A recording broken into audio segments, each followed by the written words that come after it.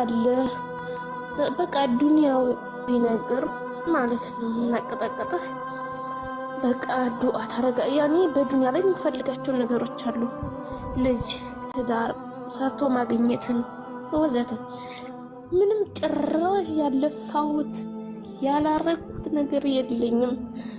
ጭራሽ ሁሉ ነገር ነው ያሳጣኝ ማለት ነው። ስለዚህ የወደፊት ተስፋም የለህ ምናምን ገባ። በቃ ያስጠላህ።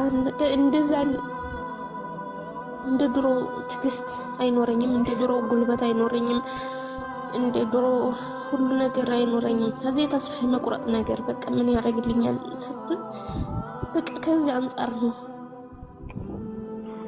ይሄ እኮ አንቺ ብቻ አይደለሽ፣ ከጎንሽ ያሉትን ተመልከች። ነቢያችን ሰለላሁ ዐለይሂ ወሰለም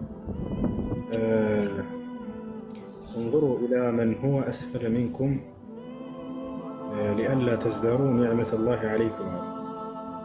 ስለ ምድራዊ ህይወታችሁ ዝቅተኝነት ከተሰማችሁ ያለው ብዙ ነገር አለኝ ብሎ ሰውየው በራሱ እንዲደሰት ያደርገዋል። ይህ የሆነ ነገር የለኝም አትበል። አለ ብዙ ነገር አለ። ሙስሊም መሆን ትልቁ ጸጋ ነው። እዚህ ዓለም ላይ ታቻለ አይደል? አንድ ጌታህን እያመለክ ነው። የነብያትን አምላክ ጌታ እያመለክ ነው። ከዚህ በለጠ ጸጋ አለ? ባጠገብህ ሰዎች ሌላ ባዕድ አምልኮ ላይ ሳሉ አንተ ለዚህ ከተመረጥክ ወላሂ ትልቅ ጸጋ ላይ ናቸው። ነቢዩላህ ዩሱፍ ታውቁታላችሁ። በጣም መከራ ደርሶበታል። ወንድሞቹ ለማሳደድ ሊገሉት አሲሩበት፣ ጎድጓድ ውስጥ ጣሉት። ከዚህ ተረፈ። እዚያ ሆኖ አላህ በእኔ ላይ በማንም ላይ ያልዋለውን ጸጋ የዋለልኝ ሰው ነኝ እያለ ኢስላምን ስለዋለለት እርሱን ማወቅን ስለዋለለት በጣም ያመሰግን ነበር። በጣም ያመሰግን ነበር እንጂ አሁን እኛ በእሱ ቤት ብንሆን ብዙ ነገር ተነጥቀናል። በቃ ያንን እያስታወስን እንደው እንደዚህ ኩኝ እንደዛ አይሉም ነቢያቶች። የአላህን በእርሳቸው ላይ የዋለው ትልቁ ጸጋ ኢስላም የሚባል ነገር አለ። ሱራ ዩሱፍ ላይ ይናገራል።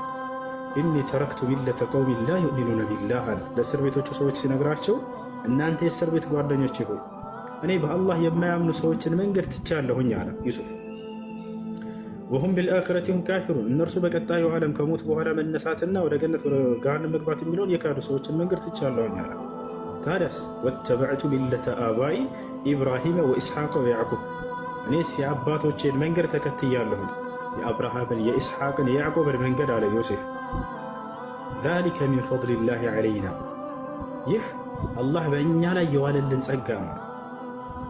ወዐለ ናስ፣ በበርካታ ሰዎችም ላይ ይህን ጸጋ ውሎላቸዋል። ያን አንድ አምላክ ማምለክ ትልቁ ጸጋ አለኝ እያለ ነው። ይህ ሰው ብዙ መከራ ደርሶበታል። ይሄ ነቢይ በርካታ መሰናክሎችን አልፏል። ያን ሁሉ ረሳውና ግን ሁሉንም ባጣ ግን እርሱን ማወቅን ሰጥቶኛል። አምላኬን አውቃለሁኝ፣ እርሱን በብቸኝነት እገዛለሁኝ፣ ከባዕድ አምልኮ እንድርቅ አድርጎኛል። ይሄ ለእኔ ትልቁ ጸጋ ነው አለ።